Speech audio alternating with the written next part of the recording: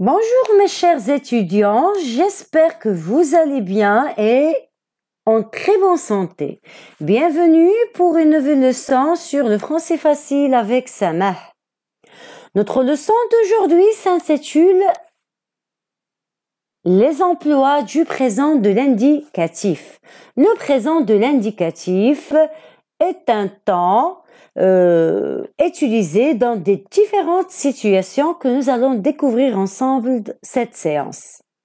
D'abord, je vous présente notre objectif, c'est de connaître les emplois du présent de l'indicatif. Donc, d'après j'observe et je découvre, je vous propose le support suivant ou bien les exemples suivants. On commence par notre premier exemple. En ce moment, je travaille sur la Convention internationale des droits des enfants. Relevez s'il vous plaît le temps ou bien le verbe conjugué au présent de l'indicatif dans cette phrase. Très bien, c'est travail. Bravo. Quand se déroule l'action exprimée par ce verbe? Quand? Le temps. Très bien. L'action exprimée par le verbe de cette phrase se déroule au moment où le personnage parle. Très bien. Donc, pour exprimer un état ou une action qui se déroule au moment où l'on parle, on utilise ou bien on appelle que c'est le présent d'énonciation. Voilà un premier emploi du présent de l'indicatif. Nous avons le présent d'énonciation et ce présent exprime un état ou bien une action qui se déroule au moment. D'accord? Au moment où l'on parle. Très bien. Nous passons pour un autre exemple.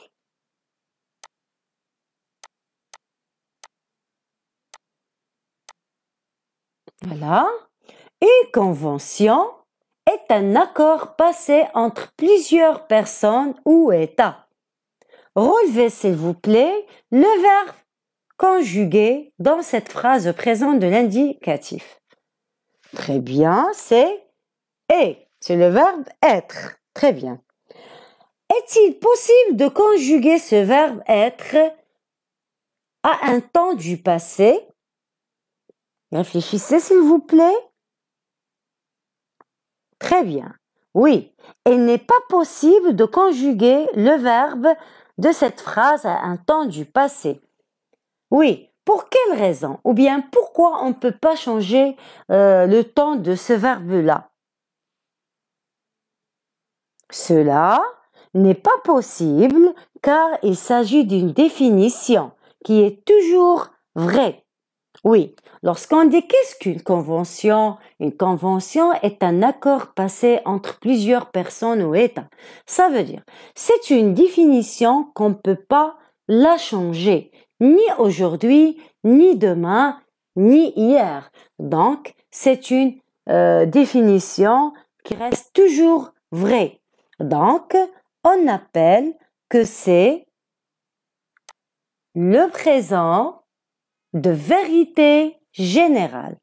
Alors, pour exprimer un fait valable qui reste toujours, quel que soit le moment de l'énonciation, c'est le présent de vérité générale.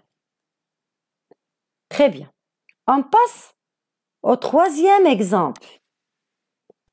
Chaque jour, Marc rejoint l'école à pied. Très bien. Dans cette phrase, relevez s'il vous plaît le verbe au présent, conjugué au présent. Très bien, c'est rejoint, c'est le verbe rejoindre. Très bien. S'il vous plaît, relevez le complément circonstanciel du temps qui indique à quelle fréquence a lieu l'action exprimée par le verbe. c'est chaque jour. Très bien. Alors, l'action exprimée par le verbe se déroule chaque jour. Ça veut dire Marc rejoint l'école chaque jour. Comment? À pied. Très bien. Alors, dans ce cas, lorsque le verbe exprimer une action habituelle ou bien rapporter une action habituelle, on dit que c'est le présent d'habitude. Voilà. On passe à notre exemple. Les ambassadeurs écoutaient la conférence. Soudain, un manifestant se lève dans la salle et prend la parole. Relevez s'il vous plaît le verbe ou bien les verbes conjugués au présent dans cette phrase. Très bien, lève et prend. Bravo. S'il vous plaît, cherchez un autre verbe dans la phrase. Les ambassadeurs écoutaient, écoutaient, oui. À quel temps il est conjugué ce verbe écouter? Oui, très bien. À l'imparfait. Alors, le premier verbe de la phrase est conjugué à l'imparfait. Bravo. Alors, quel est l'effet produit par l'emploi du présent dans la deuxième phrase? Regardez ici, nous avons normalement deux phrases. La première phrase, nous avons le verbe écouter, il est à l'imparfait. Les ambassadeurs écoutaient la conférence. Soudain, qu'est-ce qu'il est arrivé? Un manifestant se lève dans la salle et prend la parole. Alors, quel est l'effet produit par l'emploi du présent dans la deuxième phrase?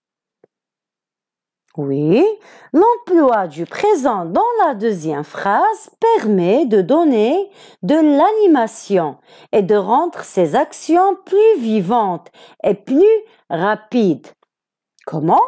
Normalement, si je vous demande l'action se déroule au présent ou bien au passé, normalement, oui, c'est au passé parce que nous avons déjà l'emploi du verbe écouter à l'imparfait et l'imparfait, c'est un temps du passé.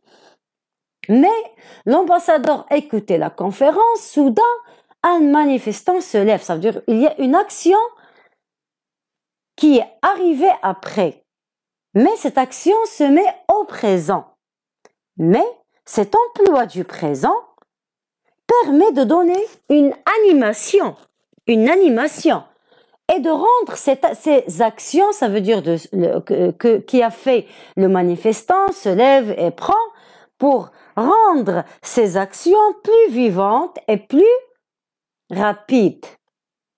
Ça, c'est le but de mettre le présent de l'indicatif dans cette phrase. Et ce qu'on appelle le présent de narration. Alors, pour mettre une valeur ou bien pour mettre en valeur une action et la rendre plus vivante dans un récit au passé, normalement, ça, comme j'ai dit au début, cette phrase, l'auteur raconte au passé l'action. L'action se déroulait déjà au passé. Mais pour mettre en valeur cette action et la rendre plus vivante, on a utilisé le présent de l'indicatif après ce d'un. Donc, c'est le présent de narration. Très bien. Voilà cette phrase. Ou bien l'exemple 5. Le président quitte à l'instant la salle. Le verbe conjugué au présent, c'est quitte. Très bien. Alors, ce que je vous demande ici, le président quitte à l'instant la salle. Est-ce que le président est encore dans la salle? Non. Déjà, il est parti de la salle. Quand? À un moment très proche. Oui, qui est déjà passé, mais il est très proche. Récemment, qu'il a quitté la salle. Donc, ce présent a une valeur. Cette valeur, c'est ce qu'on appelle valeur du passé récent. On peut dire aussi le président vient de quitter à l'instant la salle. Donc, ce présent-là exprime une valeur, de passé récent. Action passée, présent à valeur passé récent. On peut dire aussi le président vient de quitter à l'instant la salle. Très bien. Alors on peut dire pour exprimer des faits situés à un moment passé récemment ou bien exprimer le passé, alors nous sommes en train de parler ou bien que nous avons une action passée ou bien un présent à valeur passée récent. Dernier exemple, demain, l'association présente son nouveau plan d'action. Relevez s'il vous plaît le verbe conjugué. Oui, c'est présente. Elle est utilisée au présent. Mais l'action, est-ce qu'elle se met ou bien se déroule dans le moment qu'on parle? Non.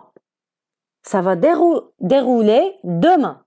Ça veut dire au futur. Un fait qui est situé à un moment qui est proche. Demain.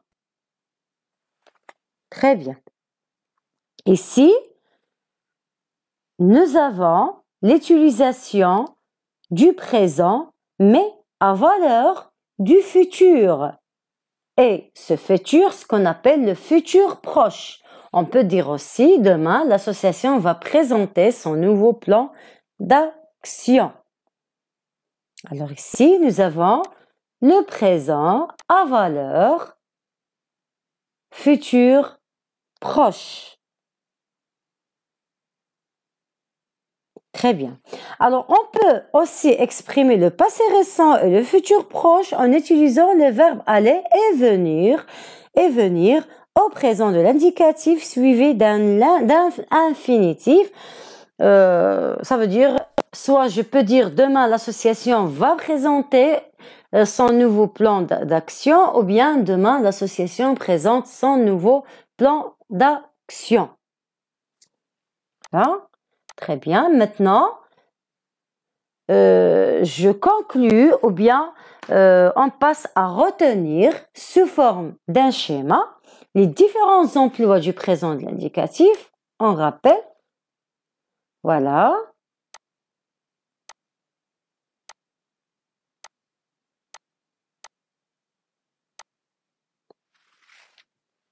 Mise en valeur d'une action dans un récit au passé. Donc, on parle du présent de narration. Moment où l'on parle, donc on parle présent d'énonciation. Fait toujours valable lorsqu'on parle du présent de vérité générale. Action habituelle, lorsqu'on parle du présent d'habitude. Action à valeur future proche et action à valeur passé récent. Très bien. Nous passons à exercer sur quelques phrases notre leçon. Application. Souligne les verbes au présent de l'indicatif et précise leur valeur. On dit les emplois du présent ou bien les valeurs du présent de l'indicatif. Voilà les exemples ou bien les phrases que nous avons. Nous écoutons attentivement le discours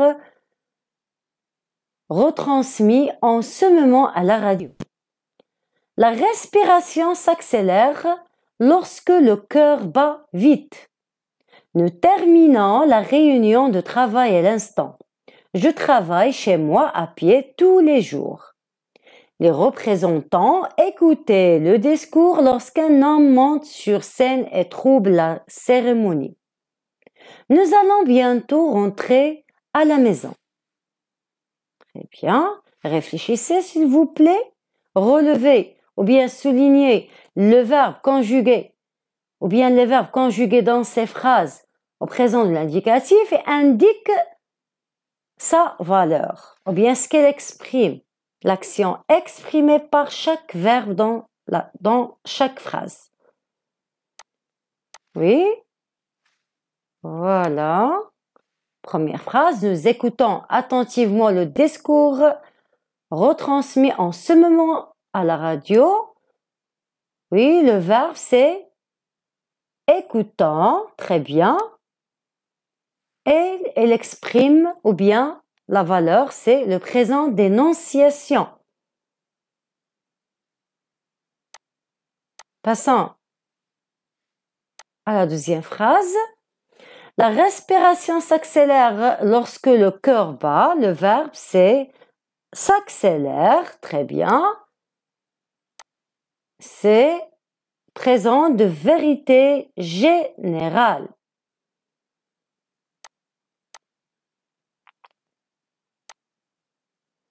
Nous terminons la réunion de travail à l'instant. Le verbe c'est terminant.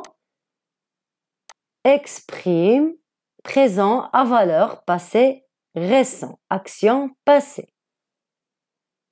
Très bien. Je rentre chez moi à pied tous les jours. Oui, c'est rentre. Présent d'habitude. Les représentants écoutaient le discours lorsqu'un homme monte sur scène et trouble la cérémonie. Oui, c'est monte, trouble. Très bien. C'est présent de narration.